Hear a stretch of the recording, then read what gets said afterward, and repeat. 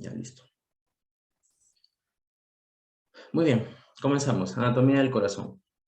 Primero vamos a hablar algo muy breve en base a lo que vamos a trabajar. Vamos a hablar un poco de histología, luego la situación y forma del corazón, la configuración externa, la configuración interna, centrándonos en la separación de corazón derecho y corazón izquierdo, el sistema de conducción del corazón y la vascularización, tanto la arteria coronaria derecha y la arteria coronaria izquierda.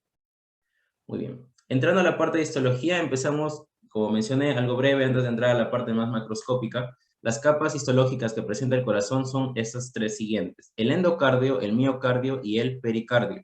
¿Qué es lo que uno tiene que llevar o siempre en su cabeza con respecto al endocardio? Que es la capa más interna del corazón y que va a recubrir internamente a las cavidades del corazón. El mismo nombre lo menciona, ¿no? A todas las cavidades. ¿Y qué existen esas cavidades? Sangre, por ende necesita un epitelio o alguien que pueda cubrir o estar en contacto directo con esa sangre. ¿Y quién va a ser? El endotelio, epitelio simple plano.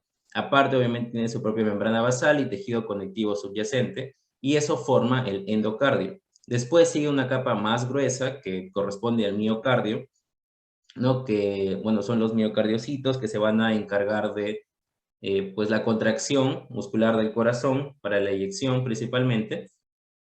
Y como menciona pues la literatura, es la capa más gruesa. Luego tenemos al pericardio. Lo interesante del pericardio es que tal vez unos han escuchado que la histología del corazón radica en tres estructuras: endocardio, miocardio y epicardio. Y es cierto, pero nos estamos olvidando del pericardio. En sí, el pericardio es una capa que se divide en dos, bueno, tiene dos divisiones, ¿no? Un pericardio externo, que es fibroso, y uno más interno, que es el seroso. El seroso, a su vez, tiene dos capas más: la capa parietal, que es esta que se pega o se adhiere a la capa fibrosa, y tiene la capa visceral que se adhiere más hacia el miocardio. Entonces, esta capa que tenemos acá, que está en contacto con el miocardio, se denomina epicardio. Es por eso que muchas literaturas mencionan, ¿no? Endocardio, miocardio y epicardio, y se olvidan del resto, o de lo que queda, ¿no? Del pericardio. En sí, lo que se puede apreciar generalmente en las imágenes macroscópicas son el pericardio fibroso, ¿no? Lo externo, se ve la inserción que presenta el pericardio en tanto la región anterior a nivel del esternón, como también en la base en el diafragma, y hacia arriba en el inicio de los grandes vasos, es decir, en el tronco pulmonar, en la aorta y también la llegada de la vena cava superior.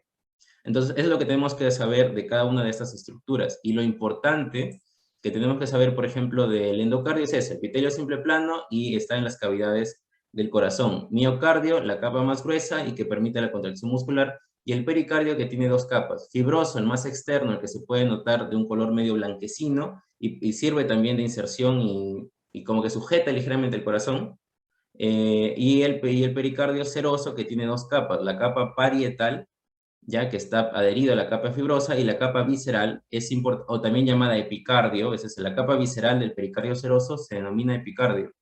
Y esta tiene como característica más importante es que por esa región transcurren las arterias coronarias. Es cierto que las arterias están cubiertas por tejido adiposo, que también es irrigado por las venas coronarias, pero hay que recordar eso, que la capa histológica del corazón, o bueno, por donde transcurren las arterias coronarias derecha e izquierda, es el epicardio. ¿Okay? Pasamos ahora a hablar un poco de déjame ver cómo quito esto. Ya. Vamos a hablar un poco de la situación y forma. El corazón se ubica en esa región, en el tórax. ¿Posterior a dónde? Posterior al esternón, a los cartílagos costales y a las costillas. Es por eso que se menciona que está ubicado en el tórax, tras la pared condroesternocostal. Si vamos a centrarnos un poco más específicos, vamos a ser un poco más específicos, perdón, se ubica entre los dos pulmones, ¿ya? Perfecto, sobre el diafragma. A nivel vertebral se encuentra entre T4 y T8. Bueno, las apófisis espinales de T4 y T8. Muy bien, y con respecto a la región acá del tórax, se encuentra en el mediastino inferior, en la región media. El mediastino es esta región de acá que estamos viendo de diferentes colores. Si nosotros hacemos una línea a través de la apófisis espinosa de T4, vamos a partir a un mediastino superior y un mediastino inferior. Y el mediastino inferior lo dividimos en tres porciones en base al corazón: mediastino anterior, medio y posterior. El corazón se encuentra en la región media de este mediastino, que se denomina mediastino inferior.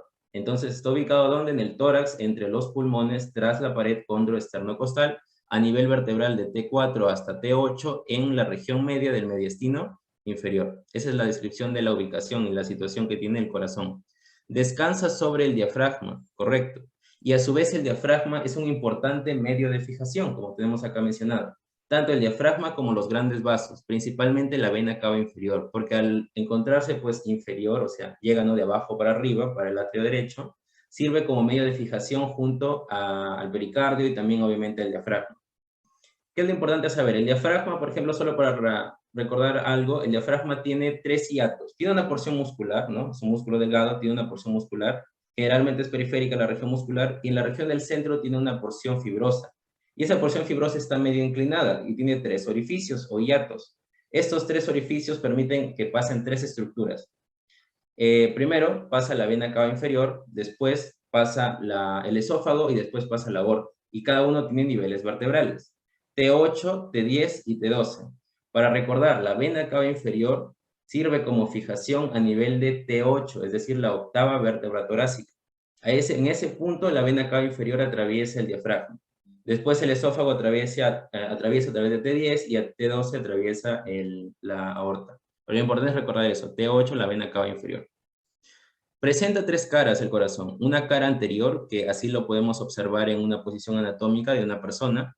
Presenta una base, y también presenta una cara inferior o diafragmática, ¿no? Cada uno tiene su propio nombre. La cara anterior también se denomina esternocostal, la cara posterior también se denomina base, y la cara inferior también se denomina cara diafragmática. A ver. Listo, muy bien. Ahora algunas relaciones del corazón y también de los grandes vasos, antes de entrar a describir cada una de estas caras, son las siguientes. Aquí tenemos el corazón en su posición anatómica. Tenemos, bueno, acá la pleura del pulmón, aquí tenemos el pericardio que está que rodea, solo que se ha seccionado una parte para poder ubicar o, bueno, observar el corazón y los grandes vasos. Unas relaciones importantes que mencionan las literaturas son las siguientes. El borde derecho está formado por el atrio derecho, atrio o aurícula.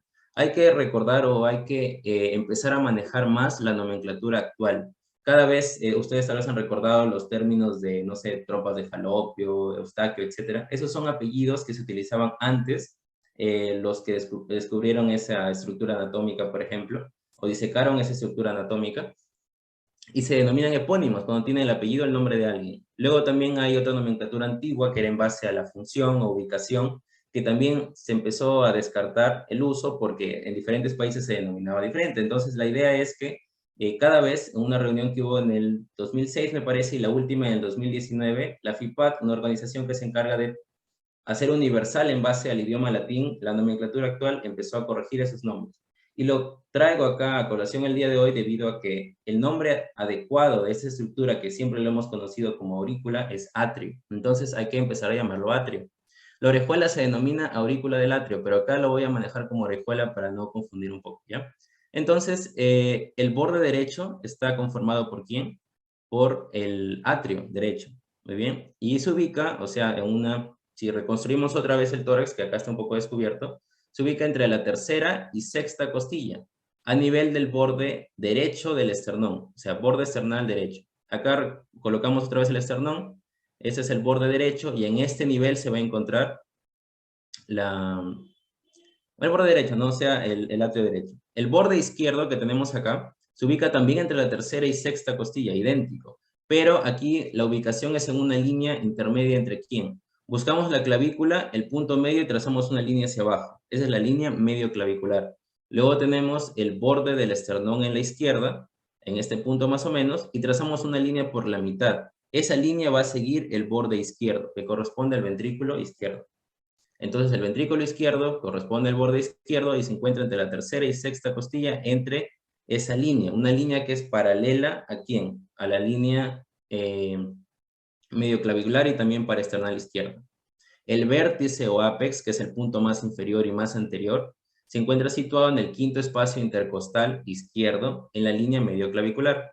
El arco aórtico, que es el arco que nace en este punto de acá, nace, mejor dicho, en este punto que es a nivel de T2, sobre el corazón, que está a nivel de T4, y la vena cava superior entra al atrio derecho a nivel de la tercera costilla.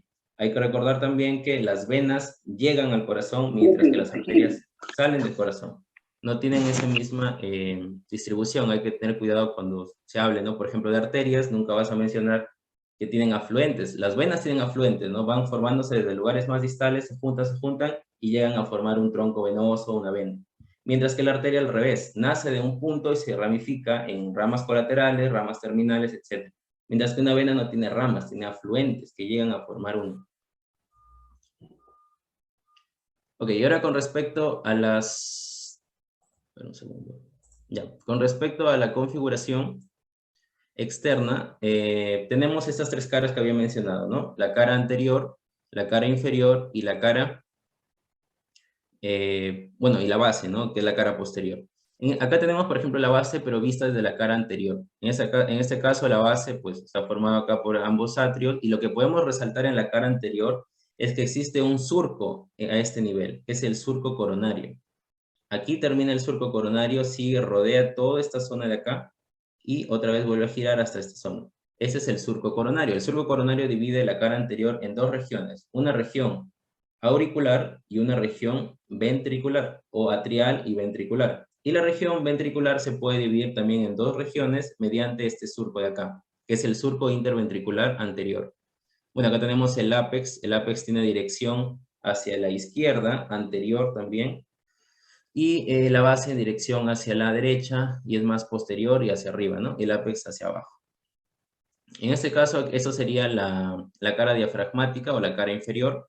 ¿Qué podemos resaltar de esta cara? Existe un surco acá que no está muy bien delimitado, y no está bien delimitado debido a que, uno, no pasa una estructura estable por ahí, y dos, porque estas dos señoras de acá, que son las venas pulmonares derechas, ¿no? Que llegan acá al atrio izquierdo, estas dos venas pulmonares cubren esta zona del surco entre atrios, entonces como que no se puede apreciar muy bien. Tienes que mover las venas para poder observar bien el surco interatrial posterior.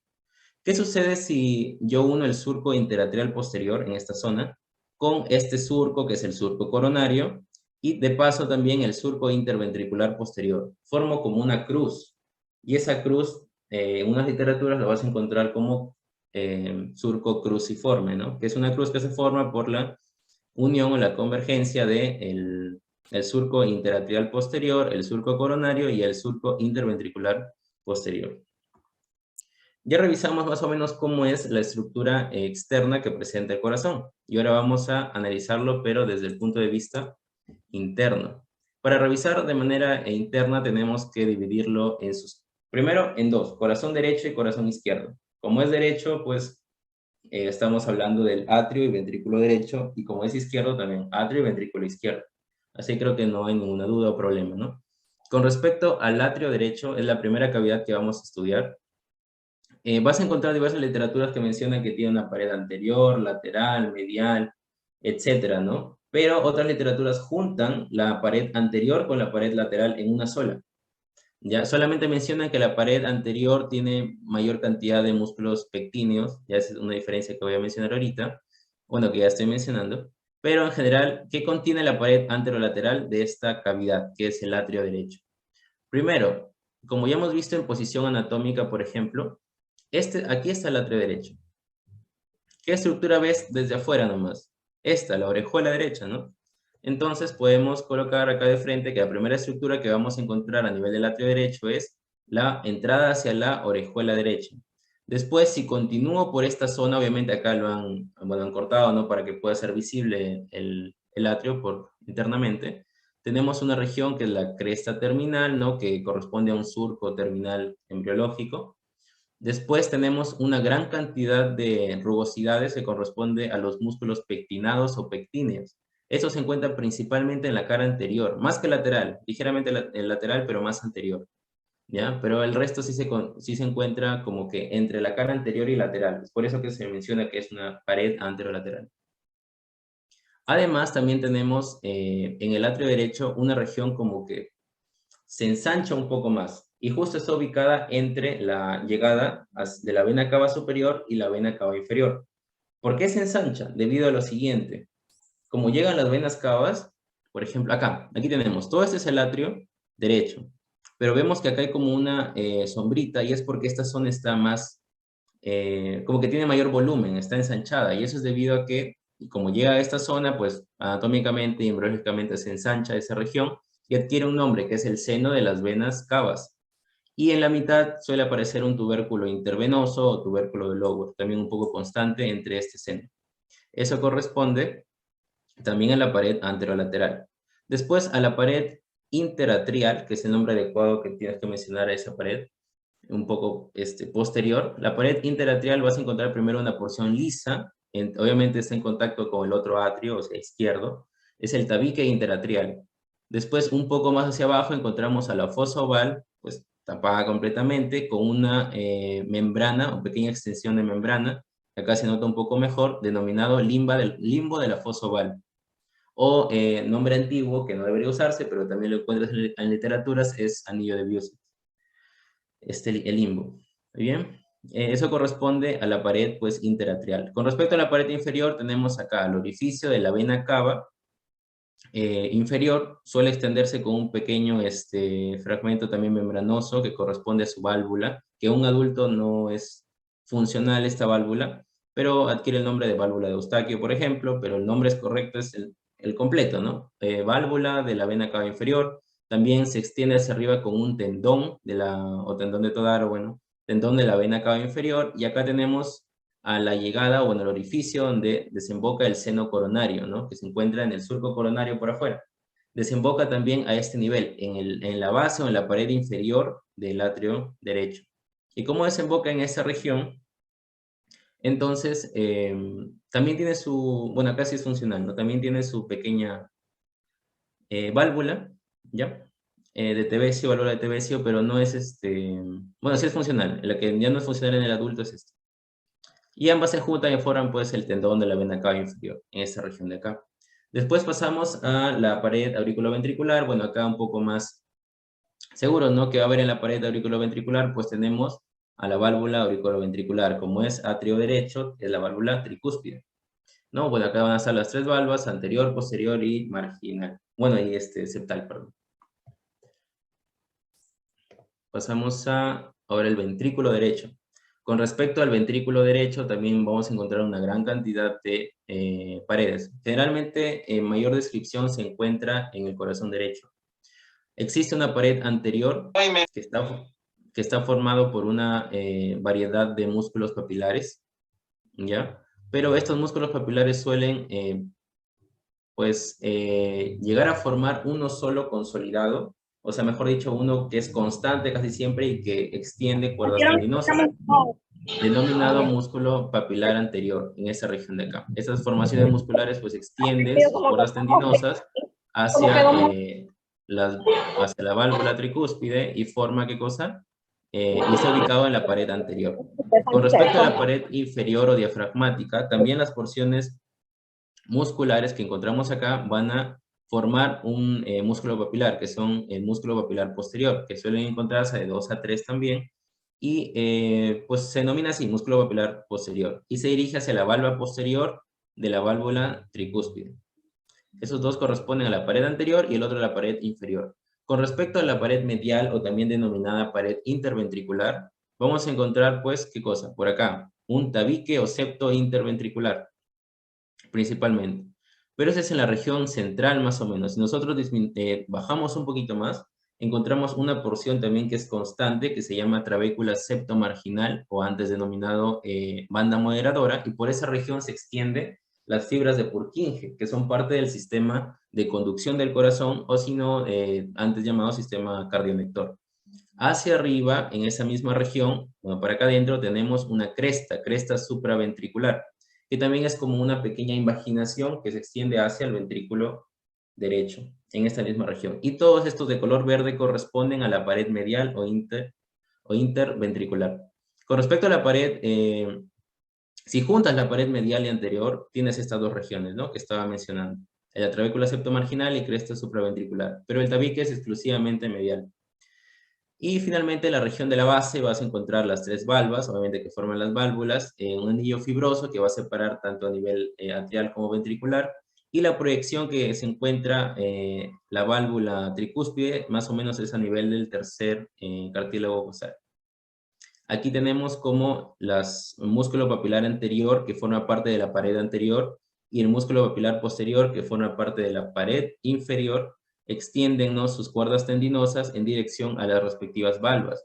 Esta a la posterior y forma, bueno, se extiende hacia la valva posterior, que es la menos amplia, y la del músculo papilar anterior, es decir, desde la pared anterior, se extiende hacia la valva anterior, que es la más amplia de las tres valvas que existen, porque la otra es la comisural o septal. De ahí pasamos ahora al corazón izquierdo. El corazón izquierdo es un poco más sencillo de describir. Primero empezamos con el atrio izquierdo. Tiene una conformación como cubo, pero solamente tres paredes son como que tienen estructuras importantes a describir. La pared anterior, aquí se encuentran la válvula mitral, ¿no? Que sería, bueno, como ya es corazón izquierdo, las dos valvas, tanto la valva anterior y posterior de la válvula mitral.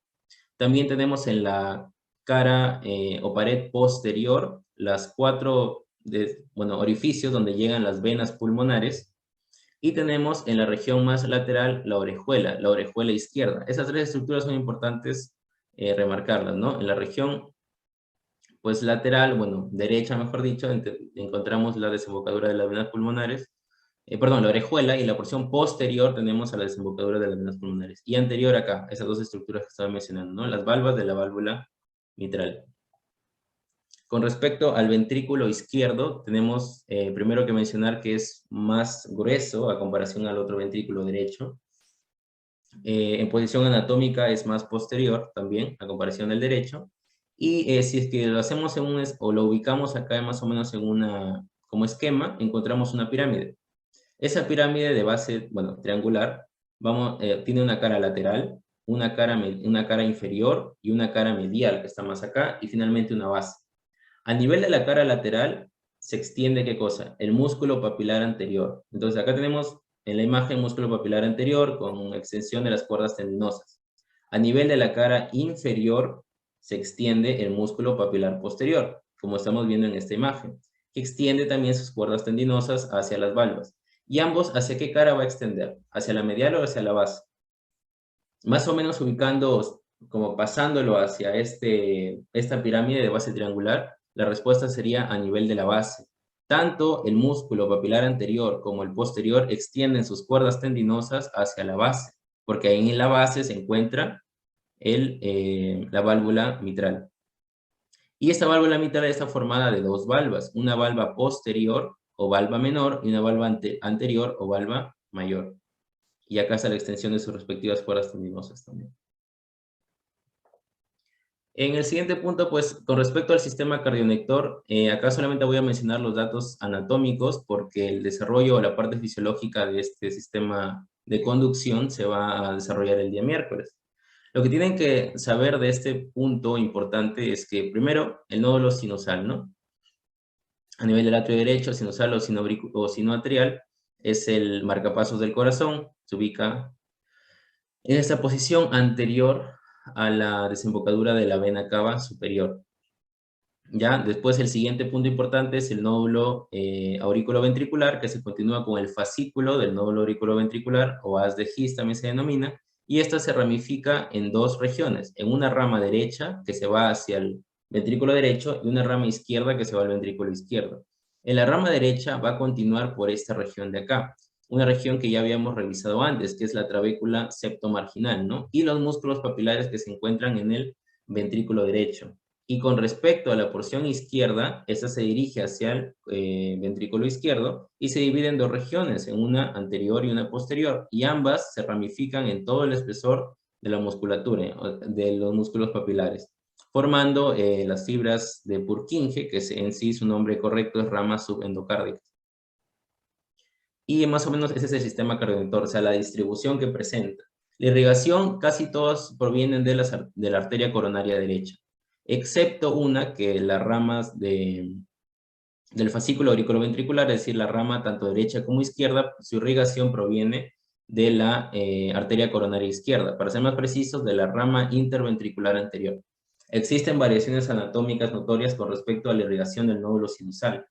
Porque unas literaturas mencionan que el nódulo sinusal está irrigado por la arteria coronaria derecha, pero también se tiene que tener en cuenta que más o menos en un 45% de casos, la arteria coronaria izquierda es la que irriga el nódulo sinoauricular, y en un 55% la arteria coronaria derecha, pero generalmente se lo coloca a la derecha.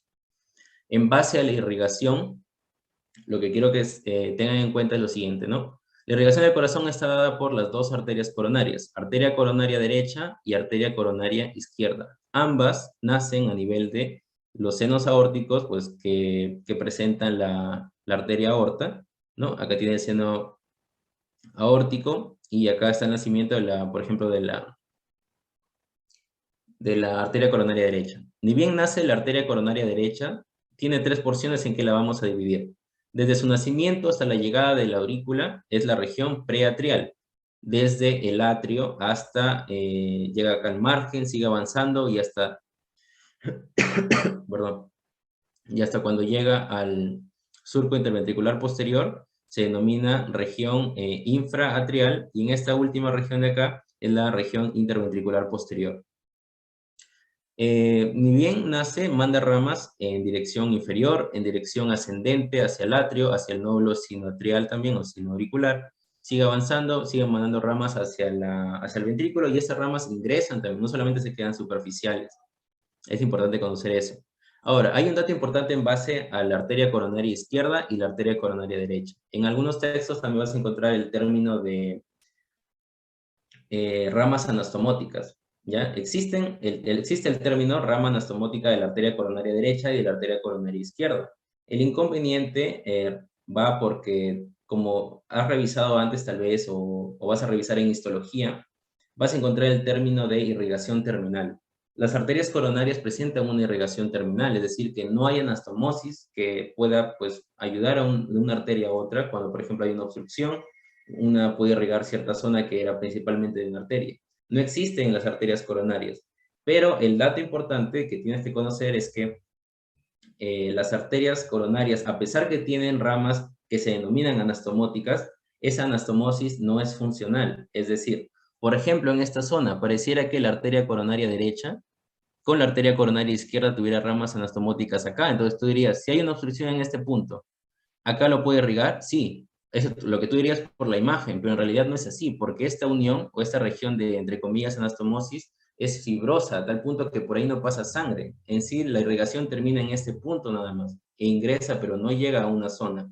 Entonces, no puede haber una compensación por otra arteria. Histológicamente es correcto, es una irrigación terminal, aunque anatómicamente se consideran que existen ramas anastomóticas, pero no son funcionales. Bueno, acá, bueno, la coronaria derecha sigue el surco coronario, que es esta región de acá, hasta la región marginal, manda una rama denominada rama marginal derecha, continúa y termina en su rama terminal, que es la interventricular posterior.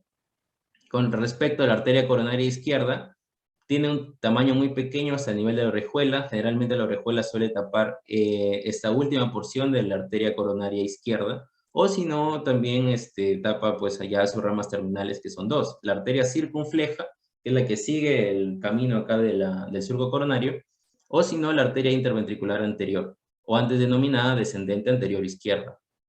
Lo primero que encontramos acá, aparte que está cubierto por la orejuela, es que se encuentra un triángulo un poco notable denominado triángulo de Brock-Mauchet. Bueno, ese es el nombre antiguo, pero el nombre correcto, como lo deberían manejar, es triángulo arterio-venoso del corazón, formado por, aquí está la arteria descendente anterior, bueno, la interventricular anterior, con la circunfleja, y en el centro aquí tenemos una vena, la vena cardíaca magna. Esta vena cardíaca magna es un gran afluente del seno coronario que se encuentra en esta porción de acá.